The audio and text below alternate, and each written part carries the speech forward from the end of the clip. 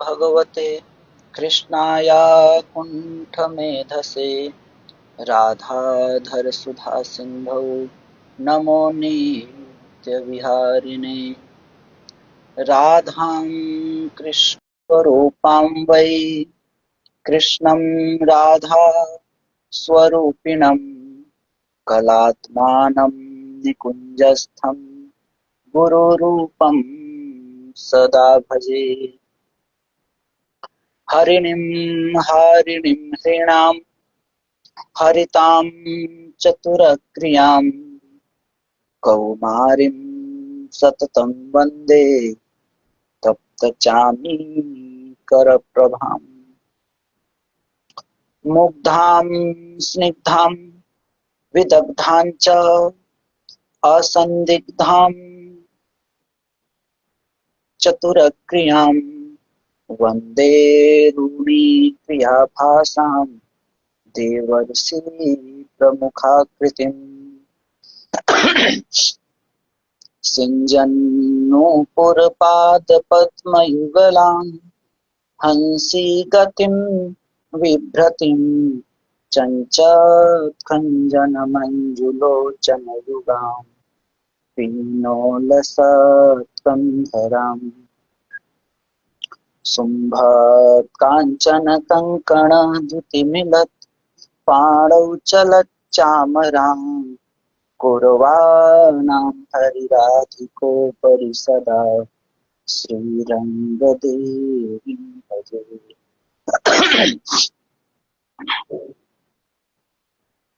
जय जय श्री हितु सहचरी भरे प्रेम रस रंग प्यारी प्रीतम के सदा रहते जी अंतिम संग वांछा कल्पतरुभ्यश्च कृपा सिंधुभ्य एव च पतितानां पावनेभ्यो वैष्णवेभ्यो नमो नमः। प्रह्लाद नारद पराशर पुंडरीक व्यासाम्बरीश शुक सौनक भीष्मदाल्भ्याम् रुक्माङ्गदार्जुन वसिष्ठ विभीषणादीन् एतानहं परम भागवतान् नमामि। भक्त भक्ति भगवंत गुरु चतुर नाम वपुवेक इनके पद बंदन किए नासै विघ्न अनेक। सब संतन निर्णय कियो मति श्रुति पुराण इतिहास भजवे को दोई सुघर के हरिदास। मंगल आदि विचारि रह वस्तुन और अनूप हरिजन को यस गावते हरिजन मंगल रूप। अग्रदेव आज्ञा दई भक्तन को यस गाऊ भवसागर के तरन को नाहिन और उपाऊ। प्रेम से बोले श्री वृंदावन बिहारी लाल की जय, बाके बिहारी लाल की जय, श्री राधा वल्लभ लाल की जय, श्री राधा रमन लाल जी महाराज की जय, श्री युगलात्मक हंस भगवान की जय, श्री संकादिक भगवान की जय, श्री संकादिक भगवान की जय, देवर्षि श्री नारद भगवान की जय, श्री निम्बार्क भगवान की जय, पूज्य गुरुदेव भगवान की जय, वृंदावन धाम की जय, बरसाने धाम की जय, गिरिराज महाराज की जय, श्री भक्तमाल ग्रंथ की जय, समस्त रसिक संत वैष्णव भक्त वृंद की जय। जय जय श्री राधे श्याम। आज हम लोग श्री भक्तमाल में श्री अम्बरीश जी के चरित्र का श्रवण करेंगे। अम्बरीश जी भगवान के प्रेमी भक्तों में से एक भक्त हैं जिनका उल्लेख नाभादास जी अपने छप्पय छंद में ये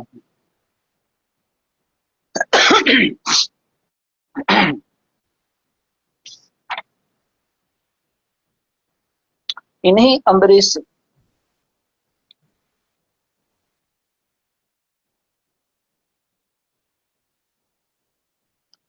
जी को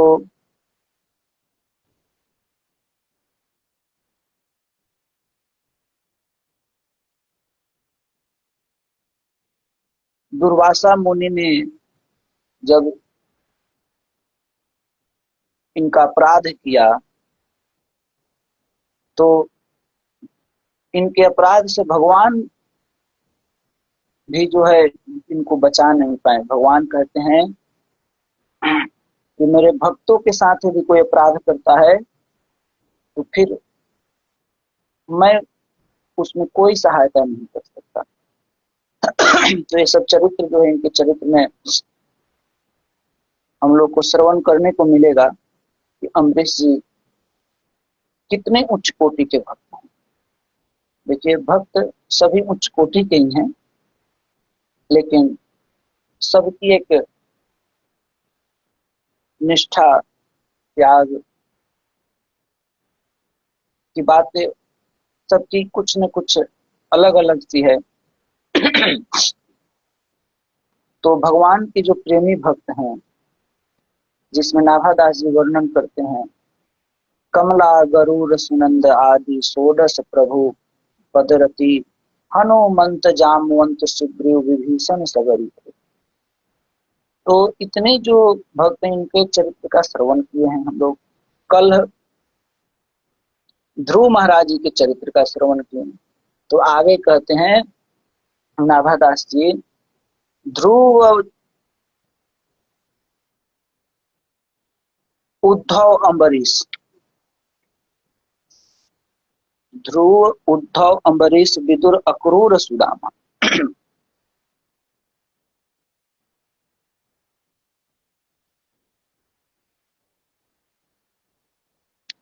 उद्धव जी का चरित्र आगे आएगा। चंद्रहास चित्रकेतु ग्राह गज पांडव नामा, कौसारव कुंती वधु पट ऐचत लज्जा हरि, हरि वल्लभ सब प्रार्थो जिन चरण रेणु आशा। तो कल हम लोग ध्रुव महाराज जी के चरित्र का श्रवण किए। आज अम्बरीश जी के चरित्र का हम लोग श्रवण करेंगे।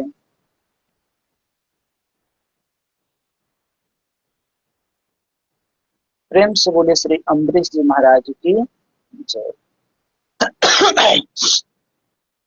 अम्बरीश जी के बारे में, इनके चरित्र के बारे में श्री प्रियादास जी लिखते हैं। श्री प्रियादास जी कहते हैं, बहुत सुंदर भाव व्यक्त करते हैं अपने कवित्व के द्वारा, कवित्व छंद के द्वारा। कहते हैं, अम्बरीश भक्त की जो रीस को करे और बड़ो मति बौर क्यों जान नहीं भाकिए, दूरवासा ऋषि शिष्य सुने नहीं कहूँ साधु, मानी अपराध सिर जटा खेची नाखिए, लय उपजाए काल कृत्या विकराल रूप, भूप महाधीर रहियो ठाढ़ अभिलाखिए, चक्र दुख मानी ले कृषाणु तेज राख करी, परिभीर ब्राह्मणों को भागवत साखिए। बहुत सुंदर इसमें व्याख्या करते हैं अम्बरीश जी के चरित्र के बारे में। कहते हैं, अम्बरीश भक्त की जो रीस को,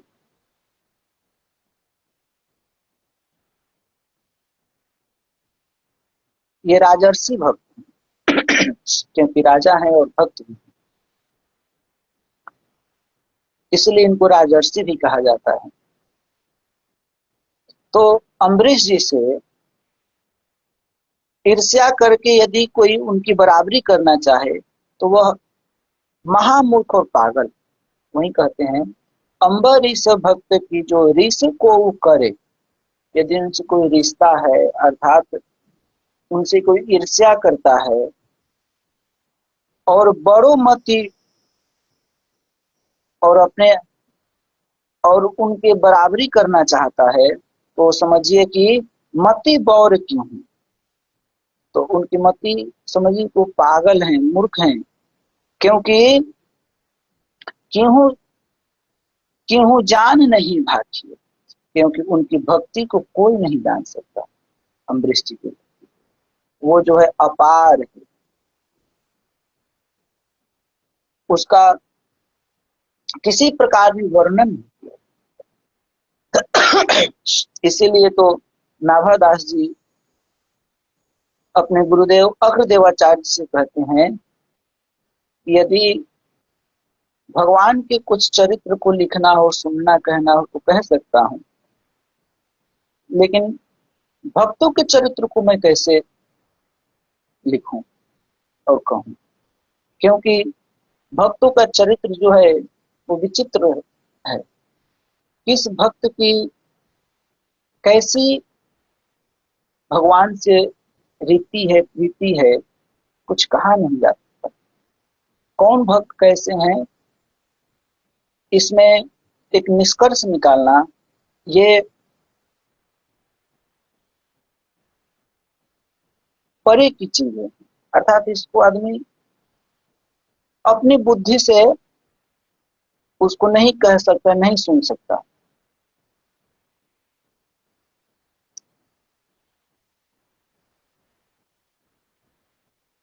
तो ही कहते हैं यहाँ पर कि दूरभाषा ऋषि से सुनी नहीं कहूँ साधु। कहते हैं दुर्वासा ऋषि के समान किसी तपस्वी साधु का रोष नहीं सुना गया। अच्छा, दुर्वासा ऋषि जैसे संत का जो है रोष नहीं सुना गया। अर्थात ईर्ष्या करना जो है ऋष, मैंने वो संत है, महात्मा है, उतने उच्च कोटि के तपस्वी साधु हैं, और वो किसी से ईर्ष्या कर, ऐसा नहीं सुना गया कि भक्तों के साथ स्पर्धा और बराबरी करनी चाहिए, ऐसा कहीं नहीं सुना गया। इसलिए भक्तों के साथ स्पर्धा और बराबरी नहीं करनी चाहिए। इस उत्तम शिक्षा को भी उन्होंने नहीं माना। कौन? दुर्वासा ऋषि। अम्बरीश जी को अपराधी मानकर उनके ऊपर कुपित हो, सिर की जटा खींचकर पृथ्वी पर पटक दी। कौन? दुर्वासा ऋषि अम्बरीश जी का।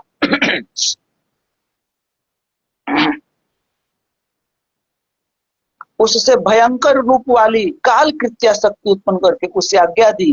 कौन? ये दुर्वासा ऋषि क्रोध में आकर के आज्ञा देते हैं कि इस राजा अम्बरीश को भस्म कर दो। वह अम्बरीश की ओर चली। कौन? वो काल कृत्या शक्ति, अर्थात एक काल ही चला उनके तरफ। वे महान धैर्यवान थे अम्बरीश जी, भयभीत नहीं हुए, हाथ जोड़कर ऋषि को प्रसन्न करने की अभिलाषा से खड़े ही रहे। इसीलिए कहते हैं दूरभाषा ऋषि से सुनी नहीं कहूँ साथ, मानी अपराध सिद्ध जटा खेची नाखी। लय उपजाय काल कृत्या विकराल रूप, भूप महाधीर रहे ठाठो अभिलाषी। लेकिन अम्बरीश जी जो उसे भयभीत नहीं होते हैं, और वो हाथ जोड़कर और दुर्वासा ऋषि को प्रसन्न, क्योंकि भक्त हृदय है इनका, तो ये तो यही चाहते हैं कि हमसे कोई जो है दुखी ना हो, अप्रसन्न न रहे। तो इसलिए हाथ जोड़कर उनको प्रसन्न करने की अभिलाषा से खड़े हैं। कोई भगवान को गाली दे दे, भगवान उसको सह लेंगे, लेकिन भगवान की जो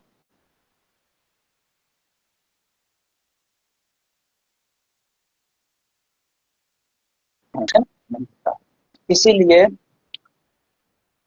कहते हैं चक्र दुख मानी ले कृषाणु तेज राख कर।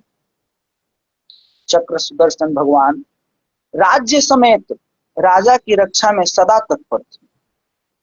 सुदर्शन चक्र जो भगवान के हैं, वो राज्य के साथ साथ उनकी रक्षा करने के लिए तत्पर, हमेशा उनकी रक्षा में रहते थे। उन्होंने, वो सुदर्शन चक्र ने दुख मानकर काल कृत्य की अग्नि को राख कर दिया। वो सुदर्शन चक्र जब देखे कि ये काल कृत्य अग्नि इनके पास आ रही है इनको भस्म करने के लिए, तो सुदर्शन चक्र भगवान जो हैं उस काल कृत अग्नि को ही भस्म कर दिया। और उसके बाद वो राख करी परिभीर ब्राह्मणों को भागवत साथ। और उसके बाद वो सुदर्शन चक्र जो है वो दुर्वासा की ओर चले। और उसके बाद दुर्वासा ऋषि पर जो है बहुत भारी संकट आ पड़ा। इसका वर्णन भागवत जी में विस्तार से किया गया। भागवत जी में उसका यहाँ पर कुछ अंश जो है प्रकट कर रहे हैं।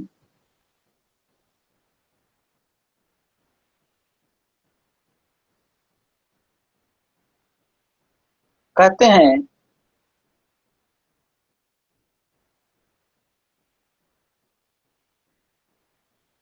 कल जो हम लोग चरित्र श्रवण करे थे ध्रुव महाराज जी का, तो उसमें स्वयंभू मनु के पुत्र हुए उतानपाद और उनके पुत्र थे ध्रुव महाराज।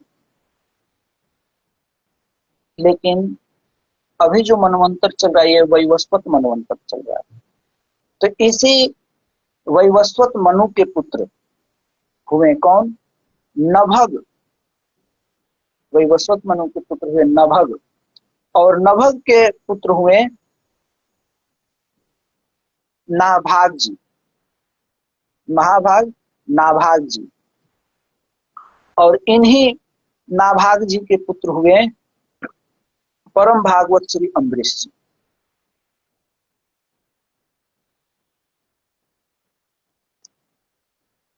ये वर्णन आता है कि नाभाग जी अपनी पत्नी के साथ दीर्घ काल तक पुत्र की कामना से भगवत आराधन करते रहे। जब आराधन कर रहे थे तो उसी आराधना के काल में एक बार दोनों दंपति जो हैं, दोनों पति पत्नी रात्रि में शयन कर रहे थे।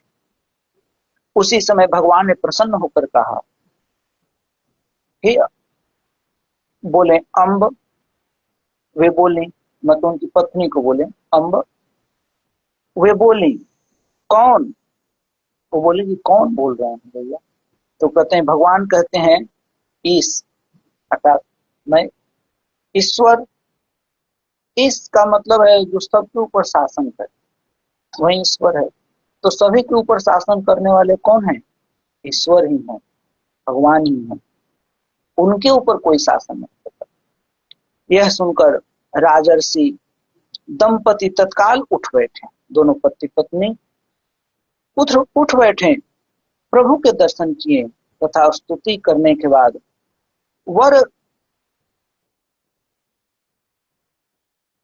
वरदान उन्मुख प्रभु से पुत्र का वर मांगा।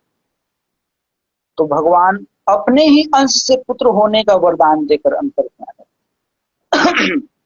बोले कि मैं अपने ही अंश से पुत्र रूप में आऊंगा। और समय व्यतीत होने पर नाभाग के पुत्र हुआ, तो उनका नाम रखे अम्बरीश। क्यों नाम रखे अम्बरीश? क्योंकि पति पत्नी ने भगवान के श्रीमुख से अम्ब और इस ये शब्द सुने थे, इसीलिए इनका नाम जो है अम्बरीश रखे। श्री अम्बरीश जी का भगवान कृष्ण में तथा उनके प्रेमी संत महात्माओं में परम प्रेम था। कैसा प्रेम था? तो भागवत जी के 9 स्कंध के चतुर्थ अध्याय के 18 से 20 तक के श्लोक में इसका वर्णन किया गया है। स वै मनः कृष्ण पदारविंदयोर वचांसी वैकुंठ गुणानुवर्णने करौ हरेर मंदिर मार्जनादिषु श्रुतिम चका चकारा चकाराच्युत सत्कथोदय मुकुंद लिंगालय दर्शने दृशौ तद्भृत्य गात्स्पर्शेंग संगमम घ्राणं च तत् पाद सरोज सौरभे श्रीमत्तुलस्या रसना तदर्पिते पादौ हरे क्षेत्र पदानु पदानुसर्पणे शिरो हृषिकेश पदाभि वंदने का वंदने कामं च दास्येन तु काम काम्यया यथोत्तम श्लोक जनाश्रया रति। भागवत जी में इनके बारे में वर्णन किया गया है, अम्बरीश जी के बारे में, कि अम्बरीश जी कैसे भक्त थे, भगवान श्री कृष्ण में इनका किस प्रकार का प्रेम था और संत महात्माओं में कैसा प्रेम था। तो उसी का वर्णन भागवत जी में किया गया है। स व मनः, स वै मनः, वह निश्चय ही अपने मन को जो है कृष्ण पर पदार विंदयो, वो अपने मन को जो है भगवान श्री कृष्ण के पदार विंद में अर्थात चरण कमलों में और वचांसी और अपने वाणी को जो है वैकुंठ गुणानुवर्ण, वैकुंठनाथ गोलोकपतिनाथ जो भी कहिए, उन भगवान कृष्ण के गुणानुवर्णने, उनके जो भगवत गुणानुवाद गुण है उन उनके वर्णन में ही अपने वाणी को लगाए थे। ये अपने सभी इंद्रियों के बारे में बताया, ये अपने मन, हाथ पैर वाणी आंख कान, इन सबको कहाँ लगाए थे, कैसे लगाए थे, तो इसका वो यहाँ वर्णन करते हैं कि मन को जो है मनः कृष्ण पदार विंदयो, मन को जो है भगवान के चरण कमलों में, और वाणी वैकुंठ गुणानुवर्णने, भगवान के लीला के गुणानुवाद में लगाए थे। और आगे कहते हैं करे करौ हरेर मंदिर मार्जनादिषु, और करौ अर्थात अपने कर कमल को जो है, अपने हाथ को अम्बरीश जी कहाँ लगाए थे, तो हरेर मंदिर, हरि का जो मंदिर है उसके मार्जन आदिशु, उसके मार्जन में अर्थात उसको धोने में पोंछने में, इसमें अपने हाथ की सफलता को लगाए थे। इसलिए कहा गया है हीरे की करों से, हीरे की करों से शोभा नहीं होती है हाथ की, हाथ वही है जो भगवान का पूजन किया है। यदि हम हाथ में सोने के हीरे जटित या सोने के कंगन को ही क्यों न पहन लें, उस हाथ की शोभा उससे नहीं होगी। हाथ की शोभा कब होगी, जब वो हाथ भगवान के पूजन में लगे, भगवान की सेवा में लगे, संतों की सेवा में लगे, गौ ब्राह्मण की सेवा में लगे, तब उस हाथ की शोभा उचित है, वो हाथ शोभनीय। तो और वाणी भगवान के गुणानुवाद में, भगवान के नाम कीर्तन में वाणी को लगाए, मन को भगवान के जो युगल चरण कमल हैं उसके दर्शन में, उसके उसमें अपने मन को लगाए, हमेशा उसी का अवलोकन करते रहे मन से। और आगे कहते हैं और कान को कहाँ लगाएं, तो कहते हैं श्रुतिम चकारा चकाराच्युत सत्कथोदय, और अपने श्रुति अर्थात श्रवण इंद्रिय को कहाँ लगाए थे, कान को, तो कहते हैं अच्युत कथोदय, अच्युत सत कथोदय। भगवान जो अच्युत हैं, अर्थात भगवान जो श्री कृष्ण हैं अच्युत, उनके सत कथा में जो है अपने कर्ण को लगाए थे अम्बरीश जी।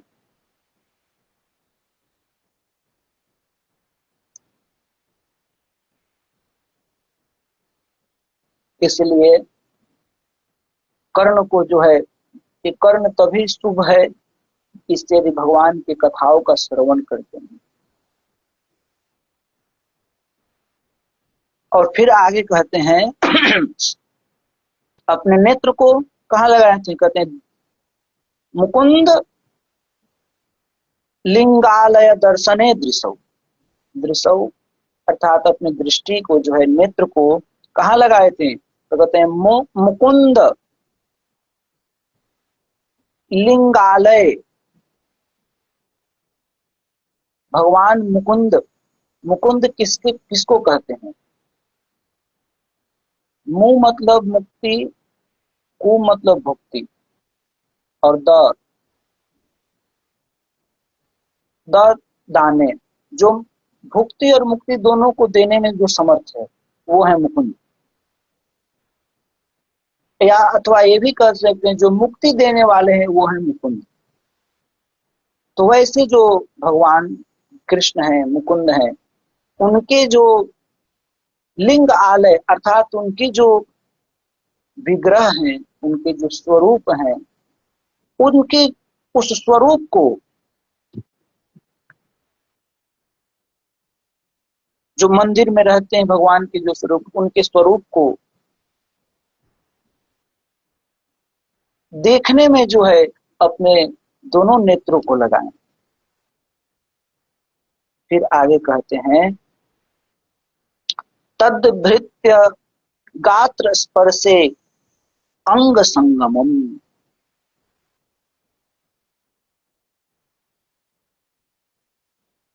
अंग, अपने अंग अंग को जो है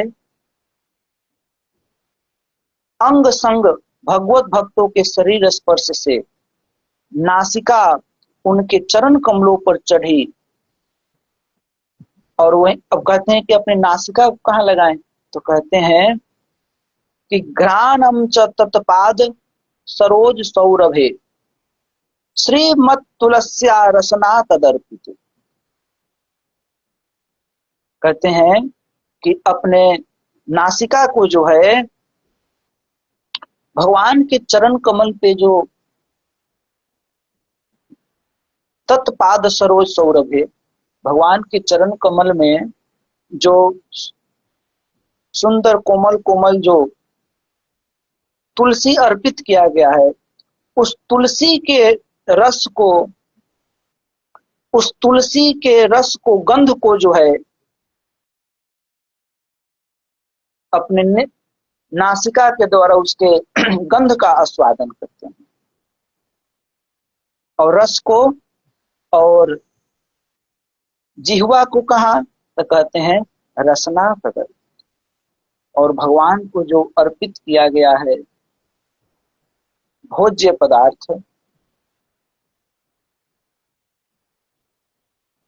उसको, जो भगवान को जो नैवेद्य अर्पण किया गया है, उस नैवेद्य को, प्रसाद को जो है अपने जिह्वा, अपने जिह्वा को जो है भगवान को जो अर्पित किया गया जो नैवेद्य है, उसके रस को रसास्वादन करने के लिए अपने जिह्वा को जो है उसमें लगाए। अर्थात इस जिह्वा का उपयोग भगवान को जो नैवेद्य अर्पण के उसके रस को आस्वादन करने के लिए संलग्न किए हैं। और पैर कहाँ लगाए हैं, तो कहते हैं पादौ हरे क्षेत्र पदानुसर्पणे। कहते हैं कि पैर को जो है वो हरे क्षेत्र पदानुसर्पणे, कहते हैं कि अपने पैर को जो है अम्बरीश जी भगवान के क्षेत्र आदि की पैदल यात्रा, अर्थात भगवान के तीर्थ आदि में जाने में लगाए हैं। मंदिर में जाने में लगाए हैं अपने पैर को। और सिर को कहा तो कहते हैं सिरो ऋषिकेश पदा भिवंदनी, और अपने मस्तक को जो है भगवान के जो ऋषिकेश हैं उनके उनको अभिवंदन करने में, उनको प्रणाम करने में जो है उनके चरण कमलों की वंदना करने के लिए वो अपने सिर को जो है लगाए हैं।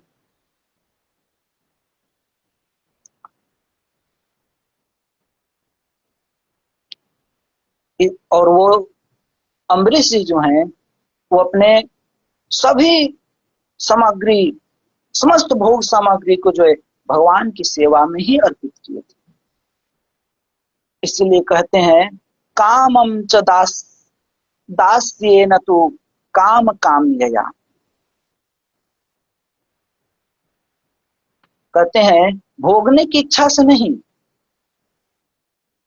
बल्कि अपनी इंद्रियों को उन सबों में इसलिए लगाए हैं, तो ये इसलिए नहीं लगाए कि उसका हम भोग भोगे, नहीं, भोगने के लिए नहीं, बल्कि वो अपनी इंद्रियों को उन सबों में इसलिए लगाए हैं ताकि भगवत प्रेम प्राप्त हो।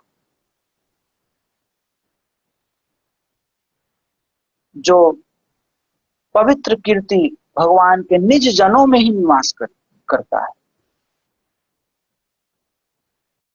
तो ऐसे हैं अम्बरीश जी जो अपने सभी इंद्रियों को जो है भगवान में ही अर्पण किए हुए, क्योंकि ये बहुत सूक्ष्म बातें हैं। जब तक हम अपनी इंद्रियों को वश में नहीं करेंगे, सभी इंद्रियों को भगवान में न लगाएंगे, तो मन भी जो है नहीं लगेगा। तो इसलिए जब समस्त इंद्रियों को भगवान में लगाएंगे तो मन भी ऑटोमेटिक धीरे धीरे जो है भगवान में लगने लग जाएगा। जब मन लग जाएगा फिर बुद्धि भी लगेगी, चित्त भी लग जाएगा, तब फिर जो है उनके प्रेम का स्वादन जीव कर सकता है। तो ऐसे हैं हमारे अम्बरीश जी। तो इन्हीं अम्बरीश जी से दुर्वासा ऋषि जो है ईर्ष्या कर बैठते हैं। तो इसी के भाव का, इसी भाव को व्यक्त करते हुए श्री प्रियादास जी कहते हैं अम्बरीश भक्त की जो रिस को करे, और बड़ो मति बौर की हूं जान नहीं पाती। तो भक्तों के साथ में कभी ईर्ष्या नहीं करनी चाहिए, भक्तों से कभी बैर भाव ईर्ष्या कभी नहीं करनी चाहिए। इसी पर एक दृष्टांत देते हैं, एक हंस की और एक काग की। कहते हैं कि समुद्र तट के किसी निकटवर्ती नगर में एक धनी वैश्य के पुत्रों ने एक कौवा पाल रखा था। एक जो धनी वैश्य के पुत्र थे वो कौवा कौवा को पाल रखे थे। मनमना पुष्ट कर भोजन मिलने से अत्यंत हृष्ट पुष्ट कौवा अपने सामने किसी पक्षी को कुछ समझता ही नहीं था। वो कौवा जो है अपने सामने किसी भी पक्षी को कुछ नहीं समझता था। तो एक दिन समुद्र तट पर कुछ हंस आकर हंसों की प्रशंसा सुनकर उस मंदमती अभिमानी कौवे ने उनके पास जाकर प्रतियोगिता करके उड़ान की चुनौती दी। कि कौवा जो है उन हंसों से प्रतियोगिता करके उड़ान की चुनौती दी, उड़ने की। हंसों ने बहुत समझाया कि भला मानसरोवर निवासी, हम हंसों के साथ तुम कैसे उड़ सकते हो। वो हंस बहुत समझाए कि हम लोग तो मानसरोवर में रहने वाले हैं, तो हम लोग साथ तुम कैसे उड़ सकते हो उतना।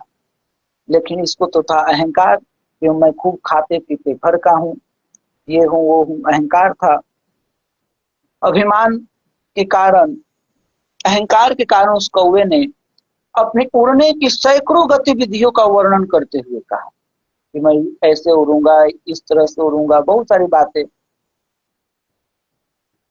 वर्णन करते हुए कहा कि बताओ इनमें से तुम किस गति से उड़ना चाहते हो।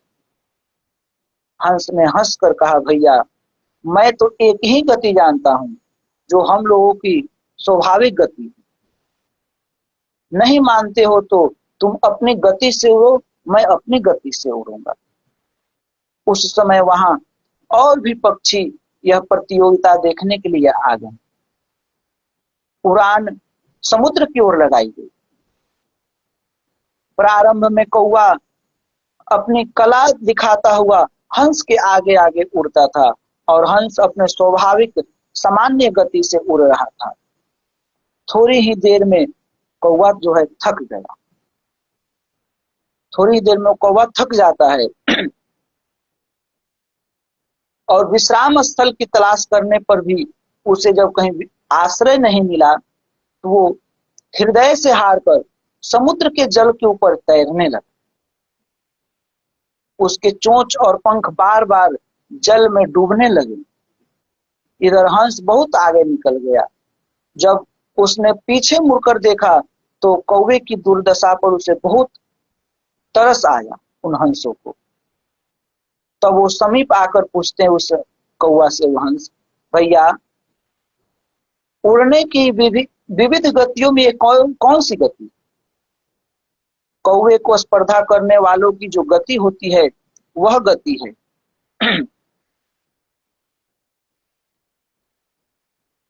कौवे को अब मालूम हो गया कि हम कितने पानी में। अतः वो बहुत दीनता से बोला कि हंसराज, यह बड़ों से स्पर्धा करने वालों की जो गति होती है वह गति। वही गति हुई थी दुर्वासा ऋषि की। अम्बरीश जी से जो वो बैर मोल लिए थे, ईर्ष्या कर बैठे थे, तो वही गति हुई थी दुर्वासा ऋषि का। तो वही यहाँ पर एक उदाहरण देते हैं, दृष्टांत देते हैं। भला काव काव करने वाले तुच्छ पक्षी हम काग, आप हंसों की बराबरी क्या कर सकते हैं? अब कृपा करके मेरे प्राण बचाओ।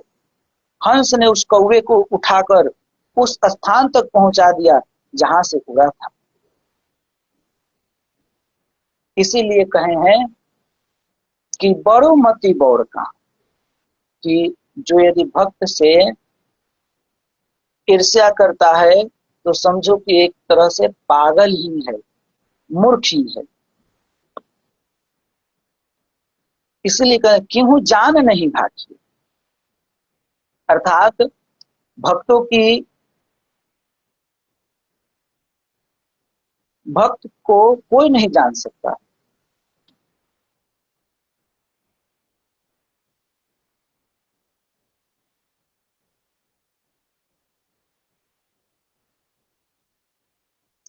इसीलिए यहाँ पर कहते हैं जिन क्यों जान नहीं भागी।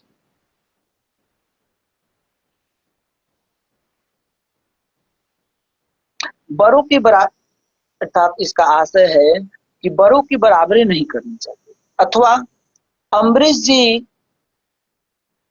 जी की भक्ति को जाना ही नहीं जा सकता है तो भला किया कैसे जा सकता है? अतः बड़ो मति बौर कहना है ये प्रियदास जी।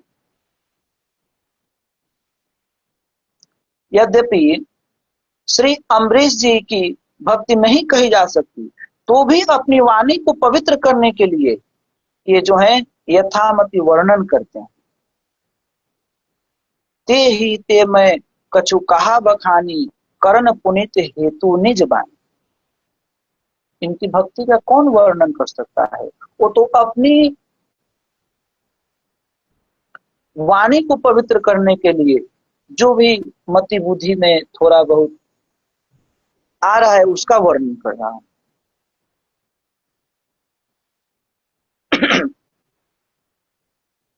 फिर आगे जो कहे हैं प्रियदास जी, दुर्वासा ऋषि दुर्वासा ऋषि से सुनी नहीं कहूं साधु।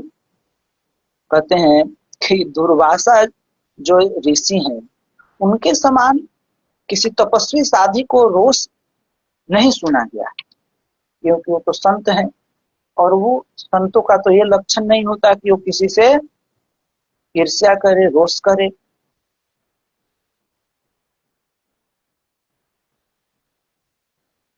तो इसलिए कहा गया है कि दुर्वासा जी भी संत हैं। तो जब दुर्वासा जी एक बार तीर्थराज प्रयाग में मकर संक्रांति के अवसर पर जब संत समागम हुआ था, तो वहां श्री नारद जी भी पहुंचे। और नारद जी जो है अम्बरीश जी की बहुत बड़ाई की, क्योंकि अम्बरीश जी जो हैं वो नारद जी के ही कृपा पात्र हैं, अर्थात उन्हीं के शिष्य हैं। इसलिए वहीं पर स्थित हैं दुर्वासा ऋषि। तो उन दुर्वासा ऋषि को लगा कि मानो ये शिष्य होने के नाते राजा की तो इतनी बड़ाई कर रहे हैं और हम ऋषियों को कोई चर्चा नहीं। ये दुर्वासा ऋषि के मन में लगा कि इनके शिष्य हैं, वो राजा हैं, इसीलिए इतनी बड़ाई कर रहे हैं, हम लोग की कोई चर्चा नहीं कर रहे हैं कि आप लोग भी संत हैं। अतो वहां से उठ करके वो चल दिए। कौन? दुर्वासा ऋषि।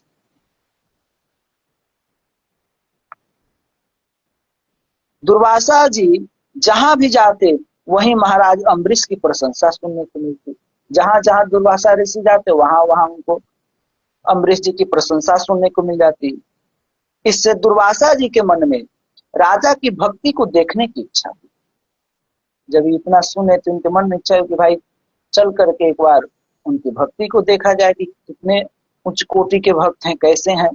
और फिर जो है वो चल पड़ते हैं अम्बरीश जी के पास। तो जब वो पहुंचे जिस समय में, तो उन दिनों महाराज अम्बरीश जी अपनी धर्मशिला पत्नी के सहित भगवान श्री कृष्ण की प्रसन्नता के लिए 1 वर्ष तक द्वादशी प्रधान एकादशी व्रत करने का नियम लेकर विधि पूर्वक व्रत किया। व्रत की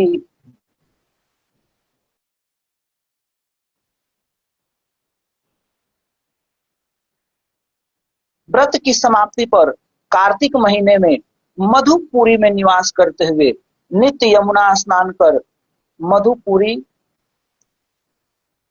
में निवास करते हुए नित्य यमुना स्नान कर भगवान श्री कृष्ण का महाअभिषेक पूर्वक पूजन करते शुक्ल पक्ष की प्रबोधिनी एकादशी को निर्जल व्रत करके विधि पूर्वक रात्रि में जागरण किया और प्रातः काल द्वादशी के दिन स्नान और पूजन करके ब्राह्मणों को भोजन कराकर दान मान से संतुष्ट कर स्वयं भी ब्राह्मणों की आज्ञा लेकर व्रत का पालन करने के लिए भोजन करने को ही बैठे थे कि जो श्राप और वरदान देने में जो समर्थ दुर्वासा ऋषि जो है वो अपने 10,000 शिष्यों के सहित जो है वहां पहुंचते हैं। जब वो पहुंचे तो राजा अम्बरीश जो हैं वो उठ करके उनका यथोचित सत्कार करते हैं और भोजन के लिए प्रार्थना। दुर्वासा जी ने स्वीकृति देकर आवश्यक कृत्य करने के लिए यमुना तट पर चले। बोले कि ठीक है, हम लोग आ रहे हैं थोड़ी देर में। इधर द्वादशी केवल घड़ी भर शेष रह गई थी। द्वादशी की थी, घड़ी थोड़ी सी समय थी और इनको पारण करना था। तो राजा की कैसी स्थिति हो गई? भई गति साप छुछुंदर की। अब इनको ना तो खाते हुए बन पा रहा था कि ऋषि को हम बोल दिए कि आपको प्रसाद पवाएंगे भोजन के लिए, और बिना और ऋषि को खिलाए बिना ये कैसे पाले। और ऋषि जो है चले गए उधर, तो अभी खा भी नहीं सकते और इधर समय भी द्वादशी तिथि का बीत रहा है, खाने का भी। तो अब इनकी एक ऊहा पोह में फंस गए, ये अब क्या करें।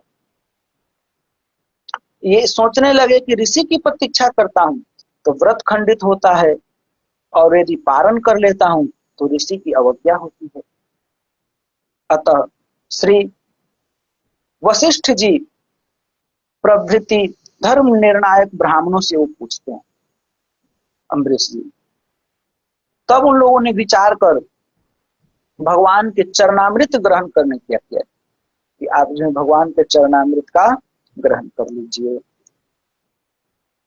श्री अम्बरीश जी ने भगवान श्री कृष्ण के चरणारविंदों का चिंतन करते हुए चरणामृत पी लिया। इतने में ही दुर्वासा ऋषि आए, और वे सर्वज्ञ तो थे, सब चीज जानते थे। वो सब जानकर अपना अपमान समझ कर वो समझे करे हमें तो प्रसाद पवाया नहीं, ये स्वयं जो है चरणामृत ले लिया। अपना अपमान समझकर और राजा का अपराध मानकर ये अपराधी है, कुपित हो उठी। मान अपराध से जनाया गया कि राजा का अपराध है नहीं, वे तो शास्त्र सम्मत कार्य ही किए, परंतु इन्होंने अपनी जोरावरी जबरदस्ती के कारण उन्हें जो है अपराध मान लिया। यद्यपि ब्राह्मण साधुओं ने मुनि जी को, विश्वामित्र जी को समझाने का बहुत प्रयत्न किया कि राजा का कोई दोष नहीं, परंतु ये तो किसी की शिक्षा सुनने वाले जो नहीं थे। अब आगे की जो घटना है, आगे का जो प्रसंग है, इसका हम लोग कल श्रवण करेंगे। आज इतना ही, क्योंकि अभी अम्बरीश जी का चरित्र बहुत बड़ा है, इसमें अभी 5-6 दिन लगेंगे कम से कम।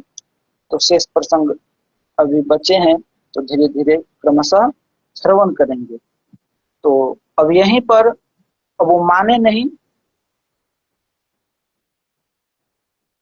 और आगे का जो प्रसंग क्या होता है इसका हम लोग कल जो है श्रवण करेंगे। प्रेम से बोलिए श्री अम्बरीश जी महाराज की जय। वृंदावन बिहारी लाल की जय, बाके बिहारी लाल की जय, वृंदावन धाम की जय, श्री भक्तमाल ग्रंथ की जय, श्री अग्रदेवाचार्य जी महाराज की, श्री नाभादास जी महाराज की, श्री प्रियादास जी महाराज की, श्री युगलात्मक हंस भगवान की, श्री शंकादिक भगवान की, देवर्षि नारद भगवान की, श्री निम्बारक भगवान की, पूज्य गुरुदेव भगवान की जय। समस्त संत वैष्णव भक्त वृंद की जय। जय जय श्री राधे।